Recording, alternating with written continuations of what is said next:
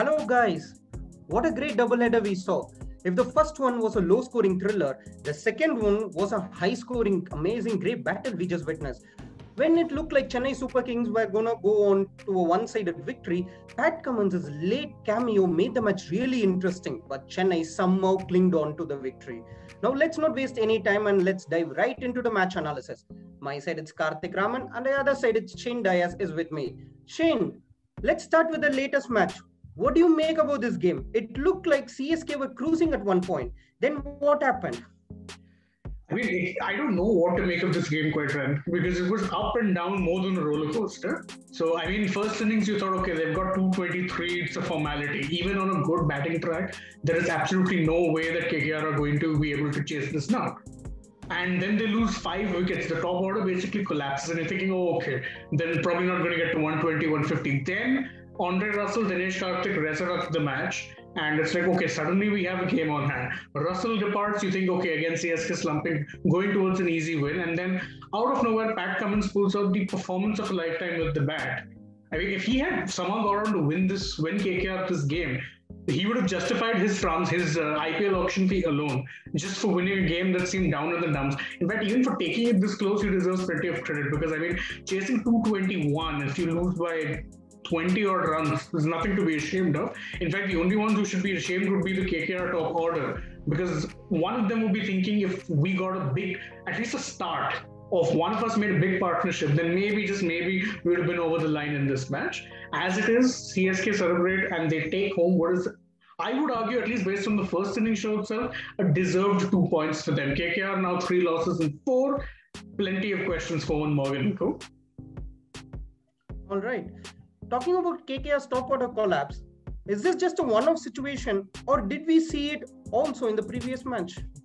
I mean, look, it's been a case of a long time coming. So Nitish Rana has done reasonably well as an opener, but Gill has struggled. And the thing with KKR's batting is that it is highly dependent on Gill being in for the long haul. You don't expect him to be scoring, going out all guns blazing, scoring at 140, 150 strike rate. No.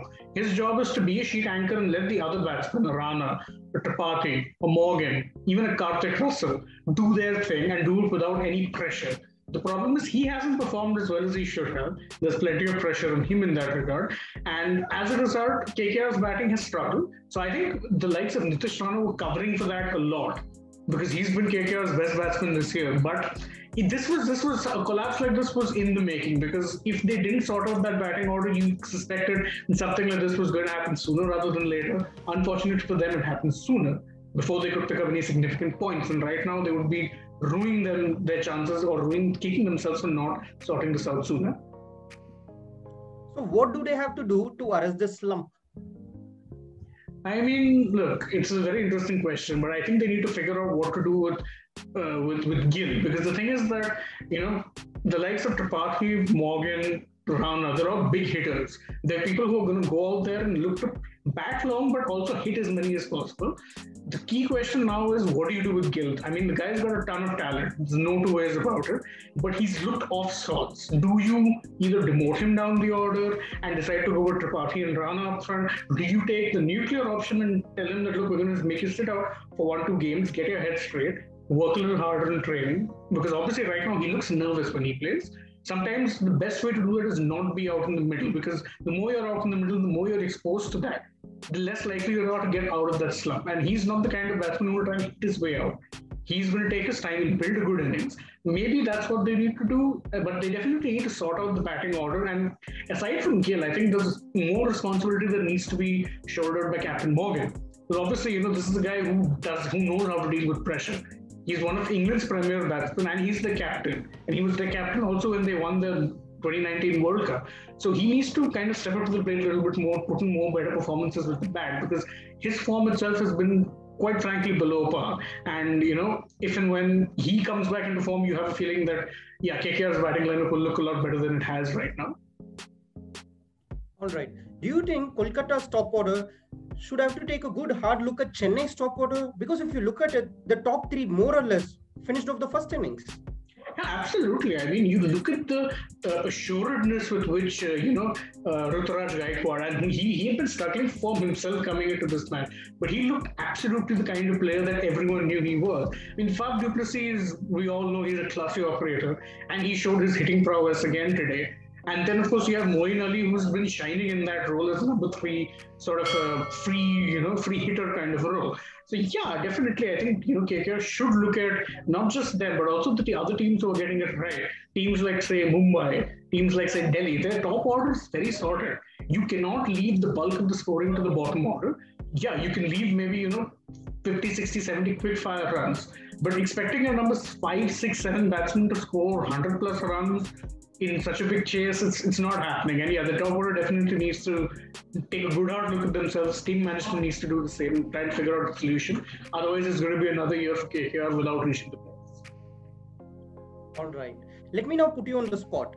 Do you think Chennai and Kolkata's bowling was toothless today, or the batsmen were simply good? Look, I mean, yeah, the bowling definitely didn't help themselves in either innings. Definitely not. Like, I think with CSK, besides Deepak Chahar, no one covered themselves in glory.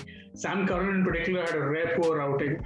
KKR's bowling unit, all of them struggle. It's partly down to the Wankhede track as well, which has always been known to be a batsman's paradise. But yeah, I think definitely it's more a case of the bowlers being poor rather than the batsmen being extraordinary. The T20 is a batsman's format as such. So they're always going to go out there and look to play fearlessly. And more often than not, playing fearlessly works out. The thing is that the bowlers needed to be smarter, and today they weren't. I mean, even in the last over when Shardul was bowling, there would have been more than a few nerves because his penultimate over, he was bowling, he was trying for the wide Yorker option and ended up giving away a couple of wides. So I think, yeah, there needs to be a relook for both sides as to how they approach it strategically, both individually and as a team, because otherwise there will be issues down the line. All right. Is it fair to say that the pitch played a big role in the bowlers not doing well, or the bowlers themselves have to look in the mirror and take the blame? For example, Sam Curran and Shardul Thakur, they are not known for this. The same goes with Kolkata, Pat Cummins and Prasidh Krishna. What do you think about it? The pitch definitely played a part for sure. I mean, it's never easy, bowling on a track that is designed to favor the batsman. But yeah, I do think, it's pretty much given in white ball cricket now that you don't really get tracks which are going to favor the bowlers. Or if it does, especially in India, you might get a few rank turners which will maybe favor the slower bowlers. So as for pacers, you have to innovate, you have to be smart, and you have to do better on what it is that you're bowling, because otherwise you're not going to get a bowler-friendly track. So you may as well try and make do. I mean, maybe there was a case of, they needed to vary their lengths a bit better. Maybe they didn't need to go for express pace, which is what they were trying, because the track was staying very true. And if anytime they were bowling anything with pace, it was coming on very nicely to the bat. So the batsmen weren't struggling in that regard. So yeah, I think definitely the bowlers should think, especially considering now KKR are going to be based in Mumbai for a little bit. They need to think like, yeah, okay, how exactly is it that we approach this? Because this approach is not going to work. You cannot expect your batsman to chase down 180, 190, 200 runs every single time. Okay. And you also touched about Deepak Chahar. Let's talk a bit about him as well. This is another match where he has bowled beautifully well. What do you make about the 4 wickets he has taken? Is he a bowler who CSK can rely throughout the tournament? Absolutely, absolutely. I mean, Deepak Chahar has always been Mr. Dependable for CSK, and I think Dhoni uses him really well. He always has this habit that more often than not, he'll bowl him out at one go. He'll just not give him a break. So he'll give him as much use of the new ball as possible. And Chahar, with his wonderful, this subtle swing and a little bit of variation, is very hard to get away, especially for top order batsmen who are looking for a ball that just kind of comes onto the bat so that they can maybe hit across the line or play straight down the ground or over the ground. So someone like Chahar, even if he gets a little bit of movement, is adding that doubt in the batsman's mind. So I think, yeah, he's definitely going to be a valuable option for them. In fact, we haven't seen the other side of him too much yet, which is that people kind of associate Chahar with being someone who only bowl early, but off late, he has developed into a more than decent death overs bowler as well. So depending on the situation, you might just see Dhoni bowling him for maybe 2 overs and then giving him 2 at the death, or 3 and then giving him 1 at the death. A more than credible death option, but yeah, having a bowler like him is a bonus for CSK because he's definitely a very valuable asset. Okay, one final word about Pat Cummins. There were 2 stories to his innings today. In the bowling department, he did not live up to the expectation. But of course, in the batting, he made up for it. Do you think that late cameo by him with the bat, has he justified his price tag, or you expect more from him in the coming matches? See, we always expect more from Pat Cummins because this is Pat Cummins we're talking about. He's one of the best operators in the world. But yeah, obviously, in T20 cricket, sometimes it can be hard to be that bowler who's going to be anchoring a young bowling unit and then delivering the goods every single time. Sure, he had a bad outing today, but I think that could have been said about the entire KKR bowling lineup as a whole. However, people, I think now are starting to wake up and see that this guy can be a really good option with the bat as well. Because scoring 60 odd runs as a lower order at a time when the match looked all but gone. There's a lot of pressure. There's a lot of pressure for someone who's not primarily a batsman. At best, he can be described as a bowling all-rounder, but he did exceptionally well. In fact, if the KKR top order needs any tips, they just need to probably look at the way Cummins batted on that track and then be like, we should probably apply some of these principles to our own batting. All right. Now let's talk about the earlier match between Punjab Kings and Sunrisers Hyderabad. Sunrisers have finally won a game after losing 3 on the bounce. Do you think this is something which is to announce their arrival in this IPL?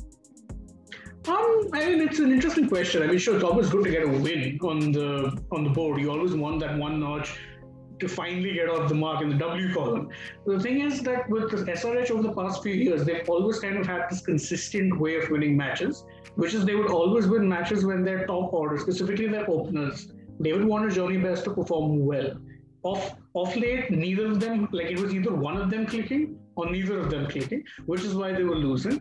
Today, both of them did reasonably well, and of course, you had Kane Williamson coming into the middle order, which probably gave it a bit more steel than what was previously there. And so, they made the run chase look easy, but in all fairness, it wasn't a tough run chase to begin with because the bowlers did really well. That's SRH's other strength. They'll restrict the lower totals and then chase them down with minimal pressure. So yeah, this is the most typical SRH win ever. Will they be able to replicate this every single time? It remains to be seen because there's always that one question around how will their middle order fare if the top fails. And we didn't really get to see that much today because the top order, mostly got the job done for them. All right. Let's not talk about Punjab Kings. They are still continuing the bad run. What's going on with them? I think with Punjab Kings, I never understand what exactly goes wrong with them because I look at their squad on paper and it really is good enough to at least be making a dash for the playoffs. With a little bit of luck, they could very well be even winning the IPL. The thing is, they either don't seem to have that luck, or I think, and now what the problem is that, especially last year, this was a trend with them a lot, that they would lose close games. It's not a nice feeling to constantly be on the losing end of a game which you thought you could have won. And that takes a pounding on your confidence. The thing is that these are all good players. They have a good coaching setup. They have an excellent captain in KL Rahul. Mayank Agarwal is a more than able opener. You have Chris Gayle at number 3. You have someone like Pooran down the order. The batting lineup is good. The problem is, I think mentally they need to analyze what's going on there because the batting is good. Bowling is not exactly terrible. Of course, you can point some fingers at the bowling saying that no one's really performed. And Shami, Mohammad Shami is normally always going to be their pace spearhead. Just 3 losses on the trot. And yeah, they're going to be asking themselves a few questions for sure. Because otherwise, this is going to be another case of like last year, they lost so many games which they could have won into issue and then affect their chances of making the top 4. All right. Is it fair to say that Punjab's problems are almost similar to Hyderabad's? They are too top order dependent? Yes, absolutely. Because they themselves have this issue that, if KL doesn't perform and if Mayank doesn't support along with them and if Gayle, who's playing as a number 3 now, doesn't exactly chip in with another useful contribution, then there is pressure on the lower order. You can argue that, that's just a symptom of having openers as good as KL and Mayank in the top order. But it's also a symptom of not building your team properly. Because all teams which have good openers will have someone in the middle order who, in the event of something going wrong, will rebuild the innings and be also able to score at a quick pace. They don't really have that right now. And yeah, they are very top heavy. They are reliant on the top order, and that is an issue. It's something they would need to sort out, that Anil Kumble and his team would need to sit and sort out before the coming games and figure out, what's the problem. Either we then put extra pressure on KL and tell them that, you don't worry too much about your strike rate, you just try and bat through. Because whatever they're doing right now isn't working for them. right. Thanks a lot for your input, Shane. And also thanks to you guys for joining us for this post-match analysis. Don't forget to join us tomorrow for the match between Royal Challengers Bangalore and Rajasthan Royals. Also, subscribe to all these videos, like, comment, and share them. Please visit sportslumo.com also to get the latest breaking news across the sporting world. Thanks a lot, guys, again. Thank you.